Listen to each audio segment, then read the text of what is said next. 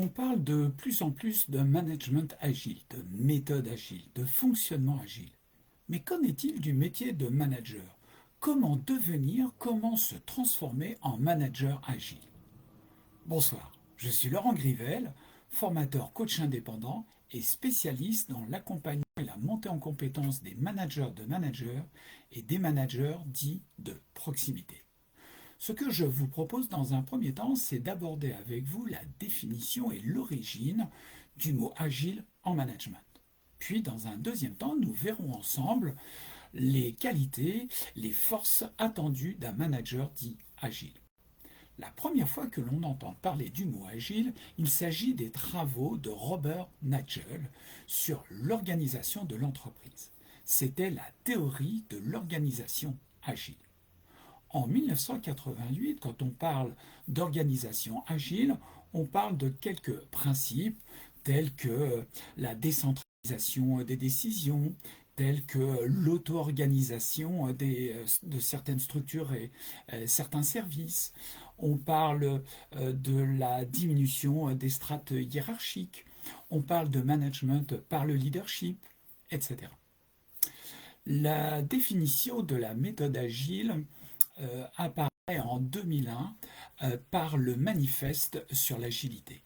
La définition du management agile, appelé également management 3.0, est définie comme telle. C'est l'idée de créer, en tous les cas, ou de trouver un équilibre dans la relation entre le manager et les collaborateurs.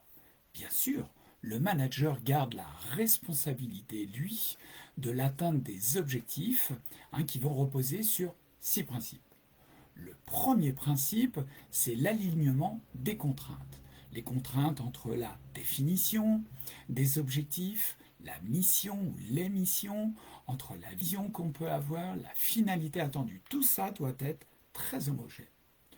Le deuxième principe, c'est la stimulation individuelle et la dynamique collective. Le troisième principe, c'est la montée en compétences. Le quatrième, la responsabilisation et l'autonomie des collaborateurs. Va en découler la cinquième conséquence, à savoir le développement de la structure. Puis le sixième et dernier principe, qui va être l'amélioration au quotidien. Ça va être l'amélioration de l'organisation, l'évolution et l'amélioration du bien-être des collaborateurs, de process, etc., etc. Maintenant que nous avons vu la définition et l'origine du management agile, voyons les qualités attendues du manager agile.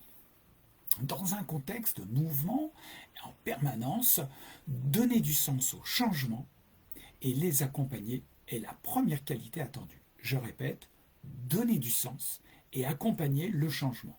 C'est l'une des principales missions du manager agile. La deuxième qualité attendue, c'est de faire confiance. Attention, la confiance ne se décrète pas. Elle est observée par vos collaborateurs au travers l'ensemble de vos comportements, à travers votre sourire, à travers votre positivisme, à travers l'énergie que vous allez déployer à faire certaines choses, à travers votre écoute, etc. La troisième qualité attendue, c'est montrer de l'humilité. Il s'agit maintenant non plus de diriger vos collaborateurs, mais surtout de les accompagner. Et si à un moment vous ne savez pas quelque chose, proposez d'échanger avec vos collaborateurs, sur leurs idées, sur leurs réflexions, sur leur vision qu'ils peuvent avoir des choses. Ça, c'est quelque chose aussi de très attendu. La quatrième qualité, c'est de prendre des décisions. Être dans une posture agile, c'est être décisif. Ne tergiversez plus. Prenez des initiatives. C'est impératif.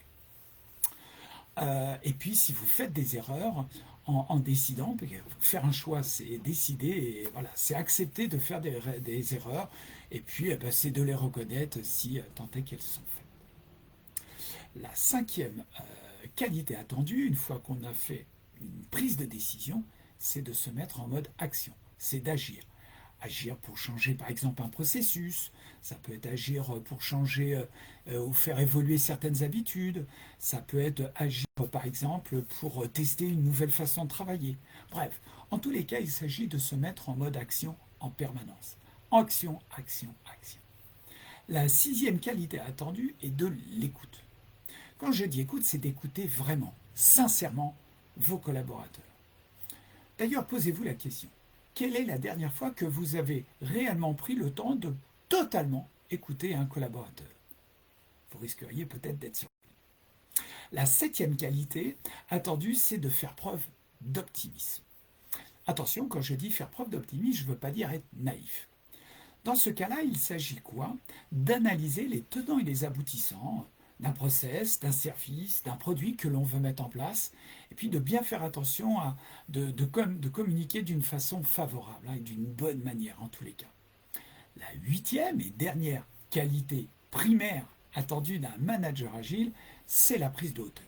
Le conseil que je vous donne là, c'est de prendre 2 heures par semaine pour faire un point avec vous-même sur voilà, quelles sont vos priorités, ou peut-être réorganiser un certain nombre de ces priorités, qu'est-ce qui va être important de mettre en action, ou quelles vont être mes priorités de communication pour les 2-3 jours à venir, la semaine à venir, le mois à venir, bref, à vous de décider.